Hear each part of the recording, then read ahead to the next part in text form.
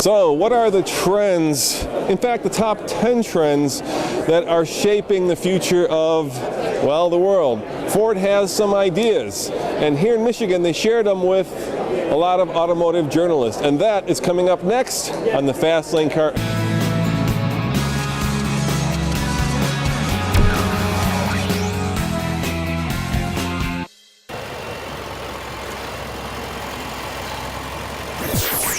The iPad has been in the marketplace for about 4 years. And I imagine about half of you, if not 3/4 of you, own an iPad. We can't imagine what our life was like before that. They're widespread in schools today. And this type of innovation enters the marketplace each and every day. And we're surrounded by it so much to the point that we've become immune or numb to how disruptive, how seismic the changes are when technology changes our life that way. But against that backdrop, we also see people that are uncomfortable with all the change, the rapid pace of technology, the global economy that makes the marketplace even more vulnerable. We have political instability. Many of us long for a quieter, gentler time. That's what we call old school. The idea that things that remind us of the past take us back to a time when things were seemingly simpler, more gentler, more easily controlled. Our third trend that we'll be focused on in this book is called meaningful versus the middleman.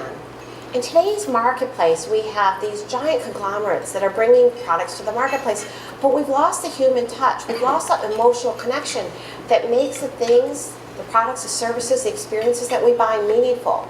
And so more and more often, we're looking for people to reconnect to those connections. Companies like Etsy remind us that we can get right in touch with the people who crafted these goods, and they tell you the story, the history behind it. The fourth trend is called statosphere. Worldwide, we see people entering the consuming class, the middle class is rising, and the way that we project our status varies from region to region. It has context according to how mature that market is in terms of the consuming class. Sometimes wealth whispers, other times it shouts. We're trying to understand the differences. Vying for validation, anyone who's on Facebook knows the rush that we get when we get someone to like our ideas, our thoughts, our pictures, our concepts on that platform, and it's reinforcing. And we continue to seek out validation from strangers, people that we may never meet, we may never know in a face-to-face meeting, but their affirmation of what we do and how we see the world is almost addictive. This calls into question about how we spend our time, what we value, and that's where we got into the tension between the fear of missing out and the joy of missing out. These two things are propelled by social media, but that's not the only thing that's driving it. We have unlimited choice in the marketplace, and where, when, and how we spend our time are constantly under question. We're wondering, did I make the right decision? Is this the best party? Is this the best media event in the marketplace today? And of course the answer is yes. But social media puts a stream in front of us and says, is there something better going on? Should I have made a different decision? It questions our judgment. But there's a backlash against that, and that's the joy of missing out. People are embracing the peace, the content, the inner sanctuary of disconnecting, letting go of all those choices, being content with the decisions that you make, and remaining focused on the thing that you have in front of you. The next trend, closely tied to that, is the myth of multitasking. I think one of the greatest pieces of propaganda today was that all of these handheld digital devices that were sold to us on the premise that they would save us time. But instead, they suck up all of our time. They blur the boundaries between professional life and personal life, and so how we spend our time becomes more and more taxing, so that we try to manage multiple things at once. We've become very accustomed to giving constant partial attention to the world around us, but few of us notice that this is taking a toll. It's taking a toll on our efficiency, our productivity, our effectiveness, but probably most importantly, it's taking a toll on our emotional relationships, the fulfillment that we get from these engagements. Female frontier is one of my favorite trends that we'll be talking about today. We see women having improved access to education, leading to greater career opportunities, more financial independence. Marriage is no longer a requirement for financial security in a woman's world, and this has changed the landscape in dramatic ways. Historically, we've always talked about this in the context of emerging countries, third world countries, underdeveloped markets, and how that's changing. But even in the US, this becomes more and more pressing as we look at college enrollments and we see more female students than male students. More women are getting degrees in bachelor's, master's, and PhDs. And even the recent recession, many pundits will refer to as the he session, because the jobs that were lost came from industries dominated by men. And as the economy recovers, there are jobs that are coming from industries dominated by women. The last trend that we touch upon in our book is called the sustainability blues. For many years, we've been talking about getting on the green bandwagon, doing all that we can to be sustainable, reduce our carbon footprint. But the sustainability blues highlights that maybe green isn't the issue. Blue is a much more pressing concern. And a population of 7 billion people worldwide, over 1 billion people do not have access to regular, clean drinking water. 15 million children die each year from waterborne diseases. This is one of the issues that hasn't reached the individual conscious level, but certain organizations, nonprofit and profit organizations, are collaborating to try to look for solutions before the problem becomes acute. One of the best parts of my job, though, is as I get to do this research and I'm looking outside the automotive industry, is I get to partner with thought leaders, people that we think have unique, provocative, interesting, remarkable points of view. And so to that end, I've brought 3 of those people with me today, and I'd like to invite them to come up to start our discussion about this year's trends.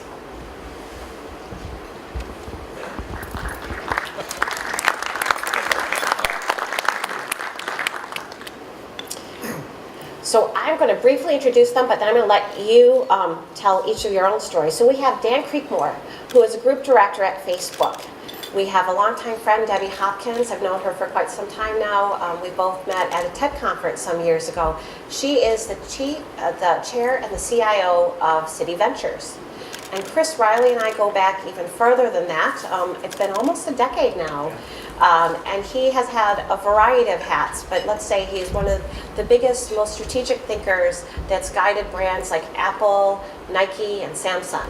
So I can't do your bios justice. So would you give us 30 seconds overview about why you guys are so remarkable and provocative?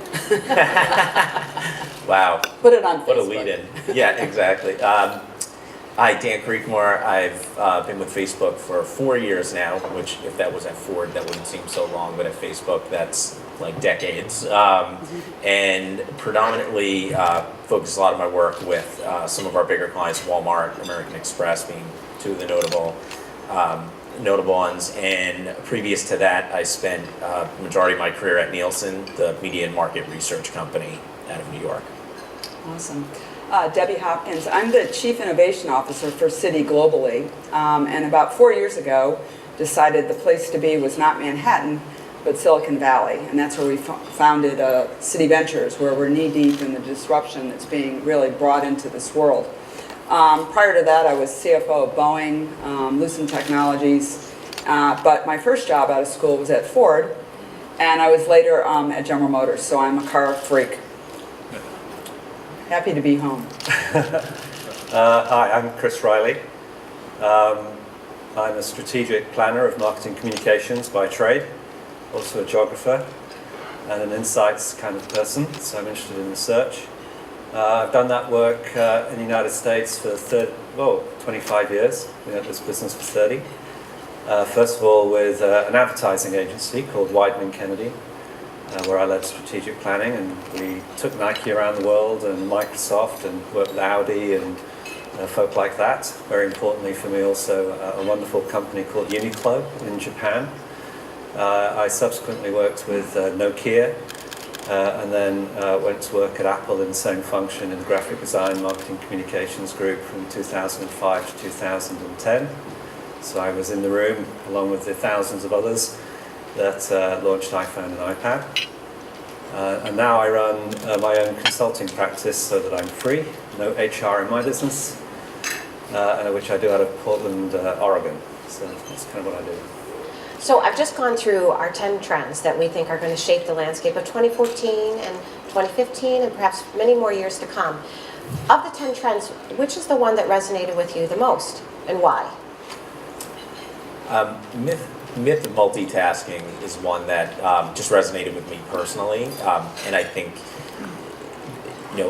when you're at a company, sort of being at Facebook, there are so many directions you can run as an employee there. It's we have 1 billion users and we have a lot less employees and a lot of things that need to get prioritized to get done, and we generally move fast as a company.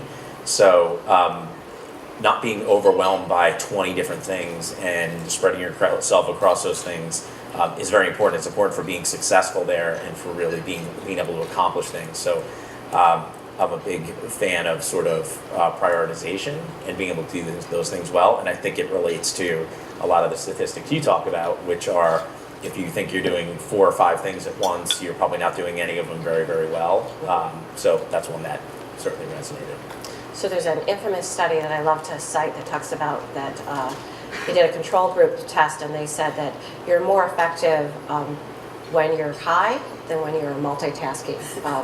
So it gives pause. Yeah, I guess that's why I liked it so much. It just has many of us reconsidering, though, how effective we are. So Debbie, what about you? What was your Well, you can trend? guess which one I'm going to pick. Definitely the female frontier.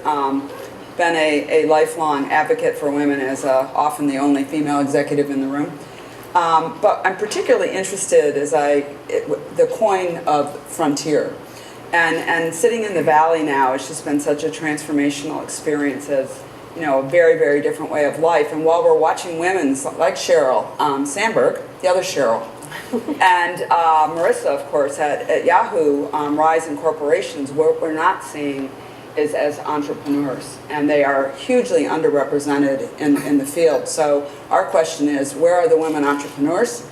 And we're really focused on trying to make a difference there. It's an interesting point because when the group of us helped prepare this book, we were very careful about the title of Female Frontier because we were trying to highlight that there are advances in women that are happening worldwide, but it's not even. And so that in many different places, women are really taking on a pioneer role to change it.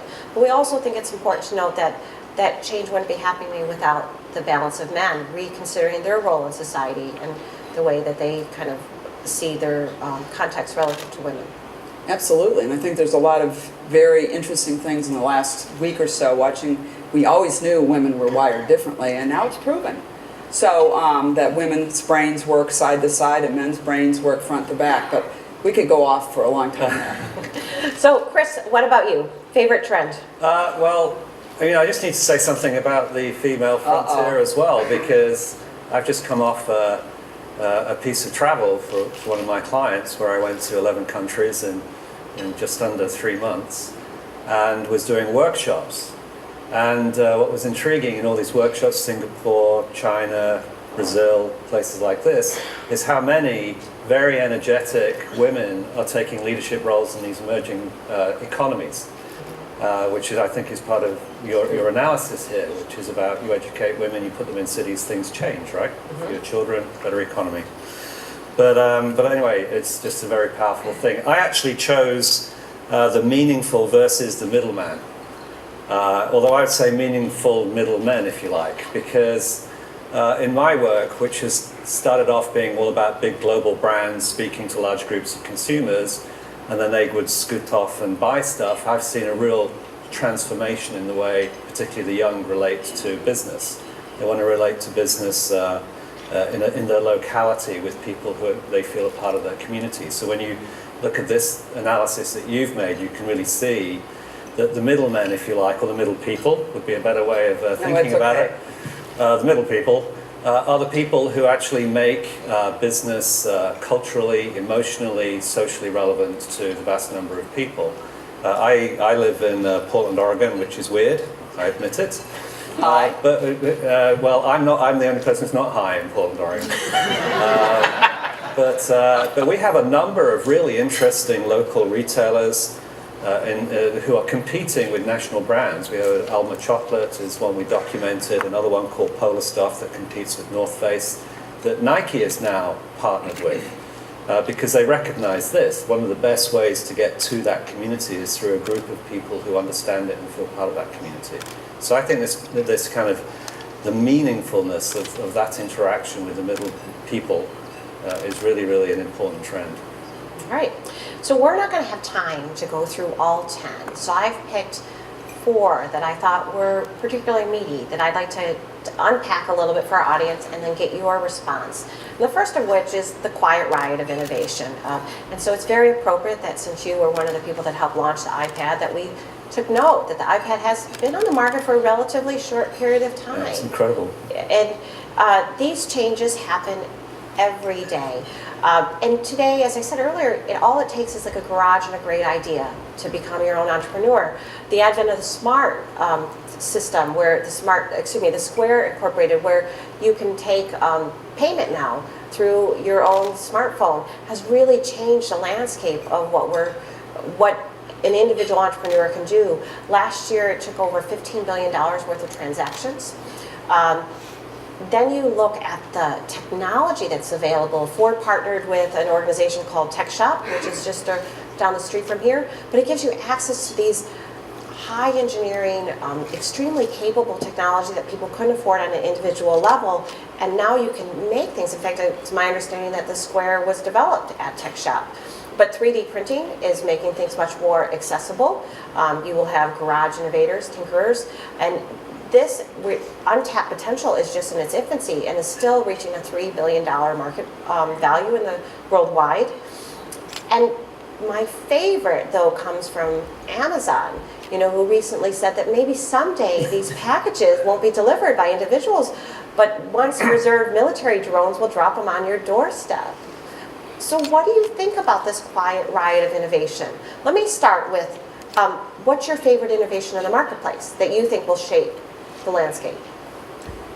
Yeah, and I would say mine probably is a little biased coming from the Facebook guy, but connectivity in general and the impact that we see that having across the world and in so many events that now play out publicly, and the fact that only a third of the globe is connected right now. There's so much potential for so much more growth and for people around the world to be connected. The reason we see them wanting to do that primarily, mobile obviously enables a lot of that at scale, and it also enables them to connect with family and friends. So that does become very close to our mission, but it's just fascinating to watch and fascinating to see what that actually opens up for the world. And it's my understanding there's something like 5 billion phones in the marketplace today in a population of 7 billion, which is particularly ironic when you consider 2 billion people don't have access to toilets or regular sanitation, but phones are becoming more proliferate than toilets. It's really kind of a odd time.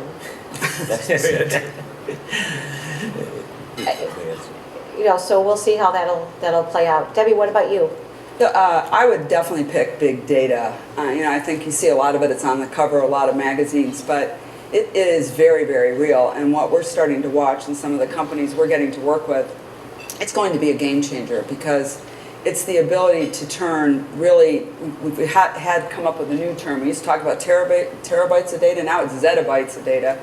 And it's the ability, because of the reduction in the cost of storage and the cost of and the speed of computing, to now be able to ingest massive amounts of information, but not look at it backwards looking, to be able to give real-time, relevant, individualized insights. And that will change all of our lives in a very significant way. Will it guide the drones to my door? Absolutely. And I just want to make sure the drones deliver the right stuff at the right time. I think it was a PR stunt. What do you think? I think it was a PR stunt. So what's your favorite innovation? I'm really interested in the way that around the world, young people in particular want to make their own things rather than buy off the shelf, right? And so I got involved in a product called Kano, K-A-N-O. And our idea was to use a technology which was invented in at Cambridge University at the science park there, called the Raspberry Pi, which you may have heard about, right? And so the brilliant thing about the innovation there is partly it's that there's some kind of financial innovation going on that I don't understand.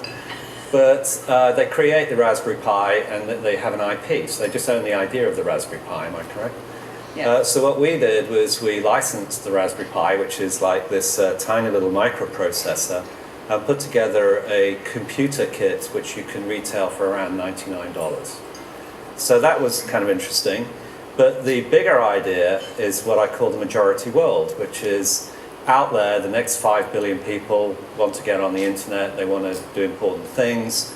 And so we put out the notion that this was a kit for the entire world. So now you don't have to wait for Apple to produce a $2,000 laptop. You can actually make a $99 computer, and we ship it with Linux, and we ship it with YouTube and stuff like that. And we went on to Facebook 3 weeks ago, not Facebook, sorry, Kickstarter 3 weeks ago with a goal of raising $100,000 to then ship these $99 kits. And it just this week passed $1,100,000. And if you have a look at the people who are sending the money or signing up for the kits, they're from all over the world. And we work with Code Academy in New York, and they're working with the Indonesians. And so there's this innovation around enabling people to make their own things, of which Kano is a great example. So you can go and have a look at Kickstarter. It closes in 7 days, and you can get your own Kano. Well, and to that point, I would say Kickstarter is, Kickstarter's probably one of the most amazing. interesting I would innovations in the agree. marketplace, because it's changed the whole equation about how you go to market and who can go to market. Right. So all of this innovation is wonderful, but does it have a potential downside? I mean, for instance, one of the things that I think about is that if technology advances so rapidly, it becomes more affordable. And I think about televisions. So if I wanted the fancy 4K television that was shown at CES last January, maybe I'll wait till next December when it becomes more affordable. But as it becomes more affordable, it'll now compete against the 5K or the 6K or the 7K. So could innovation actually keep people out of the marketplace? I don't know, Apple's got me addicted. I fall for it every single time. It's good. You have to be on top. I know, because you were at People get Apple. anxious about this, but it doesn't seem to have a negative impact. I mean, it is unnerving to see rich people get a lot of cool stuff and poor people not get enough good stuff. That's unnerving, but that's a social issue, I think. I think innovation in and of itself is innovation. It works at a certain pace. I think there are other issues that current kinds of innovation are revealing. When we talk about big data, we also talk about privacy. Right. So privacy is going to become one of the most important social concepts in our lives. It will. That's because of innovation. So there's upside, drones delivering pizzas, and there's a downside, which is the wrong people know too much about me. And so there are downsides, but it's like there was a downside in making the motor car, there was a downside in making the airplanes. Well, that highlighting that tension is a great segue to our next trend, which is old school. And so old school is this kind of timeless draw that universally brings us back to things the way they used to be. We all have this very romantic idea about the past, and sometimes it's glossed over by memory. It's not always accurate, but we seem to really appreciate the thought that things used to be simpler, gentler, kinder. And perhaps that's relevant because of the context of this dramatic disruption and how globalized the world is becoming, the pace of change around us. If you were to apply this to the consumer market, we know that 74% of adults would say that worldwide that it's hard to find products that are truly special. And that if you were to compare that to vintage goods, 82% of Americans say, well, those are the things, that's when things used to be really special, when goods had real character, they had some legacy or some meaning. But this isn't just about products. We have people using, social media platforms. 63 million pictures are tagged through Throwback Thursday, where people put up embarrassing photos of bad hairdos, about things that used to be. What is it that explains this timeless draw of nostalgia? Why does it have universal appeal to us? I think it's nostalgia is something that plays out personally amongst connecting, like you said, Throwback Thursday, and the old photos are, you sort of freeze when you see them, right? You're like, oh, what do I look like in that? But then you have sort of there's a innate sort of feeling that you have that's sort of special, right? And we even see it play out with some of the brand work. I promise not to be just cheerleading for Ford here, but it happened to be last week when the Mustang was really revealed, and we saw the stories that were shared on Instagram about people's feelings about the Mustang, to me, were startling. I worked with lots of companies on Facebook, and I've rarely seen that kind of passion.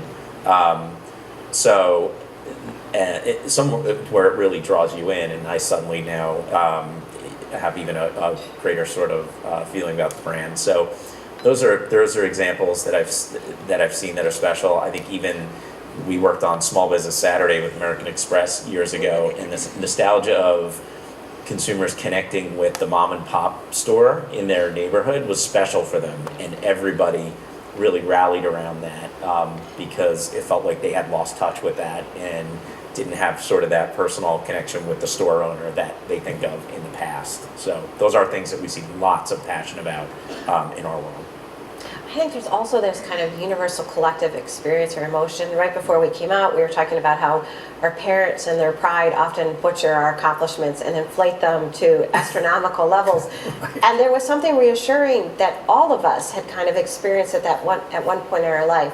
So, Debbie, what are your thoughts? Who do you think is playing well in the place of nostalgia brands? My favorite example of this one is Shinola. I am so stoked about this product. I'm really sorry, Alan, but the coolest car commercial ever made was the M&M Chrysler commercial. And I grew up here, and when I saw that commercial, it's choking me up just talking about it. You wanted to stand up and say, yeah, that was made in Detroit.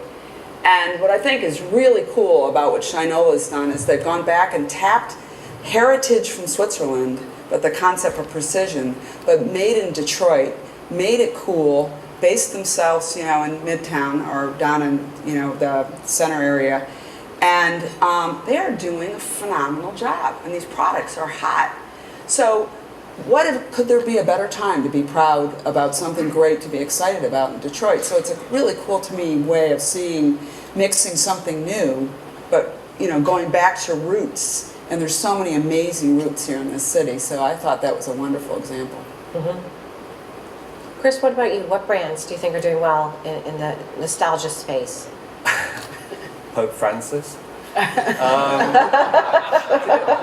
religious leader apparently is kind of a decent guy. That's like a throwback to a bygone age, maybe. My response is maybe kind of not quite on brief, but I think a lot of the feelings people have about products and services are driven by the desire to have really great quality, stories they understand, people they can sort of relate to.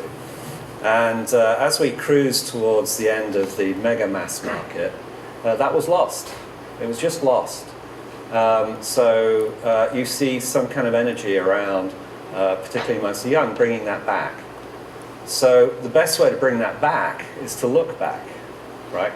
And so whether it be a mom and pop shop or whether it be a car that somehow continues a story that was started in the 50s or all of those kind of things. So I'm not convinced that it's purely about nostalgia. I think we've been through a period of consumer history where we dropped the ball. And a lot of people were buying relatively affordable but not very good products. And that was certainly true in the car industry. And so they're seeking a better connection to higher quality stories I understand. And so they tend to have to look back in order to do that. To find the meaning. So I think that's how I relate to that. So I've not got a specific brand for you. I too love the Chrysler, but the Pope was quite a good start. So let's move on to vying for validation. So we are in the era of individuality, right? We embrace what makes us unique. Nonconformist is kind of the call of the day, and we love to share our story. We tell what we ate for lunch, where we're going for a holiday, what we bought on Black Friday. But as we kind of craft our identity online and seek the information of others, sometimes we scrub ourselves to the point that we are not true to who we really are. So we have selfies that have become very popular nomenclature of you taking your own image. And those of you who listen to the news today, President Obama is getting a great deal of coverage for having taken a selfie during Nelson Mandela's funeral. But selfie has worked its way into the Oxford Dictionary. It is part of the lexicon of modern times. So as people kind of portray themselves and are thinking very much about their identity and how they want to show themselves, we also know that there's a loss of authenticity. And this isn't just an American phenomenon, this is worldwide.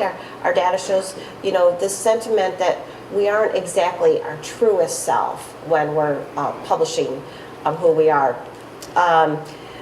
So how do we deal with this? I mean, if we're addicted to this idea that I want to portray myself in the best light possible, and if you affirm what you see, then I'm only going to continue to show you my best shiny self, to reinforce my own ego.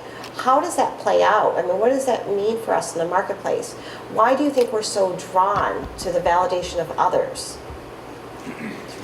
Let's start with Chris. Have you seen that one of the best-selling cameras in China is made by Casio? It's a little portable camera. It's $700. It's an expensive product. But its unique attribute is it has a lens that makes your eyes bigger. Right? So if you do a selfie, you can get like anime Japanese cartoon eyes, right? And so this has become one of the most popular cameras in China because these young women, they want to project this story about how they are sort of anime characters. So it kind of sucks into the bottom jaw, it bugs out the eyes, and you look like an anime character. So why would they do that? Because to your point, it's inauthentic, right? But I think to their point, it's just another story that I can attach my own identity to. It's not that complicated, it's just a game, it's fairly trivial, it's not as serious as perhaps philosophers or cultural anthropologists might make it. So I think that the reason, a lot of this is not new behavior, whether or not you choose to wear a leather jacket or decide not to wear a sport coat. These are all methods by which you craft narrative around yourself, and in social media, we're just extending that in a dramatic way. So I think there's a lot of scariness around it if you listen to old anthropologists. But if you talk to young anthropologists, they're less anxious about it. But it's just a normal human behavior to me. Okay. Well, this is closely tied to kind of this idea about image, where we spend our time, to our final trend. And we're really talking about the tension between FOMO and JOMO. FOMO being the fear of missing out. So it probably doesn't need a lot of description, but we find that younger Americans are almost twice as likely as older Americans to feel like they're missing out on something when they see pictures of other people having a great time on some social media platform. I think this is fairly timeless. I remember being a young person looking for the best party on New Year's Eve and always feeling like I was in the wrong place at the wrong time. And you don't know if you've made the right decision until the following Monday, the following holiday, where kind of people share their experiences. We also know that we are uncomfortable with being alone. So we look at our cell phones 115 times a day. And 80% of Americans tell you that they use their cell phone as a crutch to escape loneliness, that it's becoming this tool. On the flip side, though, there's hope. There is this joy of missing out. The people that are putting real effort and energy to saying, we've got to spend time, rethinking this. There is a new kind of medical diagnosis. It's the phantom vibration, and there are people that imagine that their phone is vibrating, that there's a call waiting for them, that there's a text, there's an email, and there is no electronic signal. But we've become so accustomed to anticipating those calls that it's a sign of anxiety about the way that we live our life. And nearly 90% of all college undergrads in 2012 said that they felt some sort of phantom vibration. This number applies also to hospital workers that would tell you the same thing. 94% of Americans agree that they feel some sort of anxiety or disconnect when they're disconnected. One trend report refers to it as online oxygen, so that when I'm without my connection, it's almost as if you've cut off my lifeline. So the joy of missing out is getting back to the basics and saying, we've got to stay in the present. We've got to learn to appreciate what's in front of us. We have two examples here of the cell phone stacking. So when you and your friends or your family go out to eat, you stack all your phones in the middle of the table. And the first person to blink or grab that phone has to pick up the tab. There is a more interesting one that's institutionalized by a company in Europe that says if you stand in front of one of their vending machines and don't move for 3 minutes, they will reward you with a beer. But this idea about, let's slow down, let's stop all of this craziness. So very quickly, are you FOMO or JOMO? This is a tricky one for a Facebook guy to answer. I do enjoy my